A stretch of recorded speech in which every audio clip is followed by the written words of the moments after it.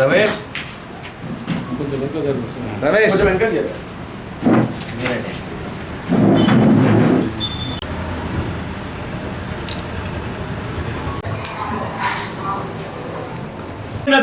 దేశానికి ఘనత భారతీయ జనతా దేశానికి ఘనత నరేంద్ర మోదీ గారి నాయకత్వం భారత్ మాతా కీ జై భారత్ స్కూళ్ళు జూనియర్ కాలేజ్ ఇంజనీరింగ్ కాలేజ్ ఆర్మూర్లో దేశవ్యాప్తంగా భారతీయ జనతా పార్టీ ఆధ్వర్యంలో 7 లక్షల గ్రామాల్లో గత 10 సంవత్సరాల కాలంలో మోదీ గారి నాయకత్వంలో జరిగినటువంటి అనేక అభివృద్ధి కార్యక్రమాలు, సంక్షేమ కార్యక్రమాలు, పథకాలు ప్రజల్లోకి తీసుకెళ్ళి ప్రభుత్వం పట్ల, భారతీయ జనతా పార్టీ పట్ల ప్రజలకి చైతన్యం చేయడానికై గాంవ్ చలో అభియాన్ కార్యక్రమం చేపట్టడం జరిగింది 7 లక్షల గ్రామాల్లో. అందులో భాగంగానే నిన్న నేను మంచిర్యాలకు రావడం జరిగింది. మంచిర్యాల నుంచి వెళ్తూ ఆర్మూర్ వెళ్తుంటే మార్గ మధ్యలో మిత్రులందరూ కూడా కలవడం, ఈ సందర్భంలో మిమ్మల్ని అందరూ కూడా కలిసే సౌభాగ్యం కలిగింది. సో ఈ యొక్క 3వ టర్మ్ భారతీయ జనతా పార్టీ అఖండ విజయాన్ని సాధించబోతా ఉన్నది. మోదీ వర్సెస్ క్వశ్చన్ మార్క్ ఉన్నది. మమతా బెనర్జీ గారు క్వశ్చన్ చేసినారు కాంగ్రెస్ పార్టీకి. ఏదైతే నిన్నటిదాకా ఇండియా అలయన్స్లో ఒక పార్ట్నర్ మమతా బెనర్జీ గారు మొదలు మీద 40 సీట్లు గెలిచి చూపించండి అని చెప్పి కాంగ్రెస్ పార్టీని అడిగింది. కాంగ్రెస్ పార్టీ యొక్క నేషనల్ పార్టీ యొక్క పరిస్థితి ఆ రకంగా ఉంటే ఇండియా అలయన్స్ ఇప్పటికే తునకలు అయిపోయింది. ఫార్మ్ అయ్యి ఒక సభ కూడా పెట్టకముందే నితీష్ కుమార్ ఎన్డీఏకి రావడం, ఆమ్ ఆద్మీ పార్టీ సెపరేట్ పెట్టుకోవడం, అలాగే ఎస్పీ కాంగ్రెస్ పార్టీకి చెప్పకుండా ములాయం సింగ్ యాదవ్, అఖిలేష్ యాదవ్ వాళ్ళ యొక్క క్యాండిడేట్స్ కూడా 16 సీట్లు అనౌన్స్ కూడా చేయడం జరిగింది. ఈ రకంగా ఇండియా అలయన్స్ ఈ యొక్క రాజకీయాల్లో, ఈ యొక్క ఎలక్షన్స్లో ఐడెంటిటీ ఇండికి ఉండదు. ఆయా పార్టీలు తమ సొంతంగా కాంటెస్ట్ చేసే స్థితిలో ఉన్నాయి.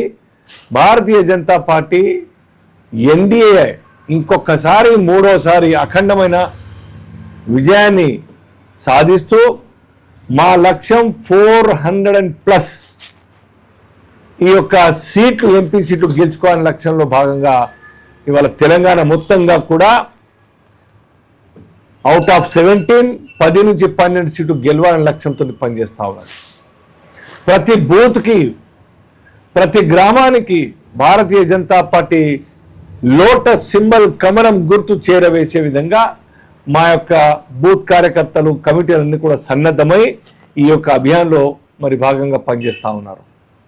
అలాగే ఈ యొక్క తెలంగాణ రాష్ట్రంలో 2 మాసాలు పూర్తయిన రేపటికి ఎల్లుండికి పవర్కి వచ్చి ఇంతవరకు కాంగ్రెస్ సర్కార్కి, రేవంత్ రెడ్డి గారి సర్కార్కి ఇంకా అర్థం కావట్లేదు how to govern the state, ఎలా పరిపాలించాలని ఒక అవగాహన కూడా కలగట్లేదు. ఎక్కడి నుంచి మొదలు పెట్టాలో అర్థం కావట్లేదు కాంగ్రెస్ పార్టీ సర్కార్కి. ఈ దశలో ఈ యొక్క రాష్ట్రాన్ని సరైన పంతాలో పరిపాలించేటువంటి యొక్క పరిస్థితి లేదు. మేము వెయిట్ చేస్తాం 5 ఏళ్ల కాలం పాటు. ప్రజలు మీకు ఇచ్చినారు కాంగ్రెస్ పార్టీకి అవకాశం.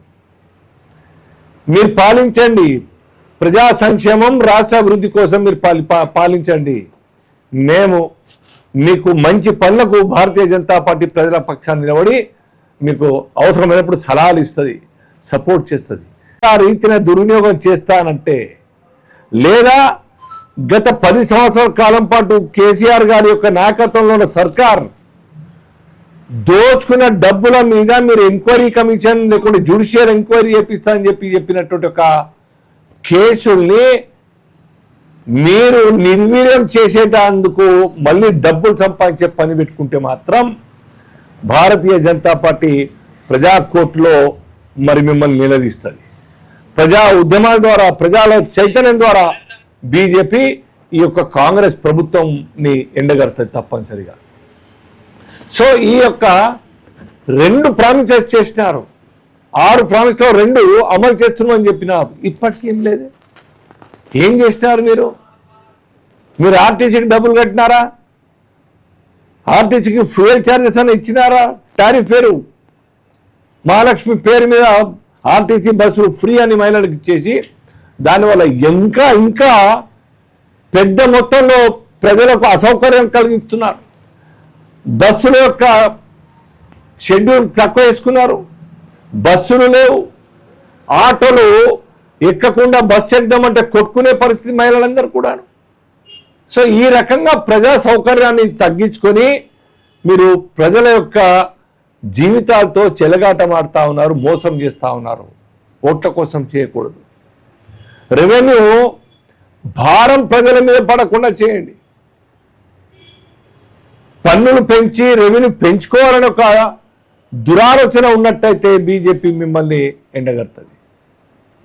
సో నాకు తెలిసి కాంగ్రెస్ పార్టీ ఈ యొక్క రాష్ట్రాన్ని మరి పురోగతి వైపు తీసుకెళ్తారని ఏమాత్రం కూడా విశ్వాసం లేదు. అది బీజేపీ చాలా తీవ్రంగా పరిశీలిస్తూ ఉన్నది వారి యొక్క అడ్మినిస్ట్రేషన్. అయినా మీరు చేయండి, ఇంకా 5-6 మాసాలు చూస్తుంది బీజేపీ. ఈ యొక్క రాష్ట్రాన్ని గాడిన పెట్టకుంటే రాష్ట్రంలో జరిగినటువంటి అవినీతి అక్రమాలు కేసీఆర్ గారి మీద పవర్ కుంభకోణం కావచ్చు, లేదా కాళేశ్వరం కుంభకోణం కావచ్చు, మీరిచ్చిన ప్రామిస్ ప్రకారంగా జ్యుడిషియల్ ఎంక్వైరీ ఇంకా మొదలు కాలేదు. ఎవరి మీద కేసులు లేవు. బహుశా మీరు కాంగ్రెస్ బీఆర్ఎస్ ఒక్కటైనట్టుగా అనుమానం వస్తూ ఉన్నారు. కేవలం ప్రజల్ని మభ్యపెట్టే మాటలు మాట్లాడుతూ టైంపాస్ చేస్తూ ఉన్నారు. ఈ ఎన్నికల్లో ప్రజలు మీకు బుద్ధి చెప్తారు, బీఆర్ఎస్కు బుద్ధి చెప్తారు. బహుశా బీఆర్ఎస్ తెలంగాణలో ఇవాళ ఆ పార్టీ కేసీఆర్ పార్టీకి ఉనికి లేకుండా పోతుంది డెఫినెట్గా. ఎందుకోసం వేయాలి? మీరు తెలంగాణ వాదంతో 10 సంవత్సరాల కాలం పాటు పాలించినటువంటి టీఆర్ఎస్ తెలంగాణ అంశాన్ని పక్కన పెట్టి బీఆర్ఎస్ చేసుకున్నారే. ఎందుకు మీకోసం ఆలోచించాలి ప్రజలు? కాబట్టి not even single digit, not even single 1 number కూడా ఇవాళ బీఆర్ఎస్ పార్టీకి గెలిచే పరిస్థితి లేదు. పోటీ చేయమని చెప్పి అడుగుతున్నా పోటీ చేయడానికి నాయకులు ముందుకు రావడం లేదు. ఎవరు లేనప్పుడు కనీసం కేసీఆర్ కంపెనీ అయితే ఉన్నదో బాబ్ బేటా బేటీ భాంజా భతీజా 5 సంతోష్ రావు, కవిత, హరీష్ రావు, కేటీఆర్, కేసీఆర్ వాళ్ళు కూడా మరి నిలవాల్సిన దయనీయమైన పరిస్థితి వస్తుంది ఇప్పుడు క్యాండిడేట్ లేని పరిస్థితుల్లో. సో ఇది స్థూలంగా తెలంగాణ రాష్ట్రంలో బీఆర్ఎస్ పార్టీ ప్రజల విశ్వాసాన్ని కోల్పోయి ఈ రాష్ట్రంలో ఉనికి లేకుండా అయిపోతాయి ఈ ఎలక్షన్స్తోని. మీరు వచ్చేది పవర్లోకి వచ్చేది లేదు. మీరు జాతీయ పార్టీ అని పెట్టుకున్నారు, జాతీయత మీరు లేదు. మళ్ళీ రివర్స్ వచ్చినారు, మళ్ళా ప్రాంతీయ తత్వం మీరు పాట పాడుతూ ఉన్నారు. జాతీయ పార్టీ అని చెప్పినారు, మహారాష్ట్ర పోయినారు, ఆంధ్రప్రదేశ్ పోయినారు, కర్ణాటకలో ప్రయత్నం చేసినారు. ఇవాళ తీరా ఇక్కడ పవర్ పోయేసరికి మీ హవాయిజహాజ్ హెలికాప్టర్ పోయింది, ఎటు పోయింది, ఫ్లైట్ ఎటు పోయే, చార్టర్డ్ ఫ్లైట్. మీ జాతీయ పార్టీ అని ఒక మాట ఎటు పోయింది. మళ్ళా ప్రాంతీయ తత్వాన్ని రెచ్చగొట్టే అడ్వాంటేజ్ తీసుకునే ప్రయత్నం కేసీఆర్ గారు, కేటీఆర్ గారు మాట్లాడుతూ ఉన్నారు. పవర్ లేకుంటే 10 నిమిషాలు కూడా ఓపిక లేనటువంటి ఒక పని ఇవాళ బీఆర్ఎస్ పని వ్యవహరిస్తూ ఉన్నది. అసలు ఒకరి మీద ఒకరు ప్రజలు, పిల్లలు సైతం అసహించుకునే విధంగా మీ యొక్క భాష మరి టీవీల ద్వారా, పేపర్ల ద్వారా చూస్తూ ఉన్నాం. ప్రజలు గమనిస్తున్నారు. కేవలం భారతీయ జనతా పార్టీ మాత్రమే ఈ యొక్క రాష్ట్రానికి దిశా నిర్దేశం ఇవ్వగలుగుతుంది. జాతీయ గవర్నమెంట్లో తెలంగాణ నుంచి నంబర్ 10 నుంచి 12 క్రాస్ అయ్యి ఎంపీని గెలుచుకుంటే నాకు విశ్వాసం ఉన్నది.